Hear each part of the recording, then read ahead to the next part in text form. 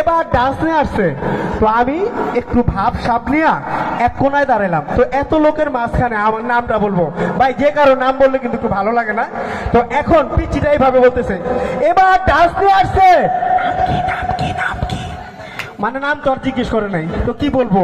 তো এখন আমি ভাব সাপ নিয়ে এই সাইডে যাইতেছি আর মনে মনে বলতেছি ভাই আমার নাম ডাকো, আমার নাম ডাকো। তো এখন ছেলেটা ঠিক এই সাইড থেকে এভাবে যাচ্ছে, সে এবার ডান্স নিয়ে আসছে। তো আমি বুঝলাম যে আমারও কইতাছে আলায়, তাছাড়া আর কাউরে না। তো আমিও ঠিক ঠোঁট মিলায় বললাম যে শিখর মাসুম, শিখর মাসুম, শিখর মাসুম।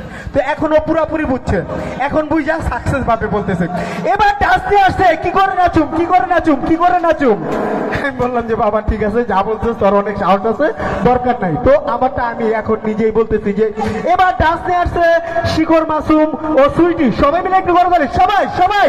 হ্যাঁ, তবে এই গানটার সাথে একটু কৌতুক, একটু হাসা, একটু হাসি অথবা কান্নাকাটি সবকিছু কিন্তু এখানে রয়েছে।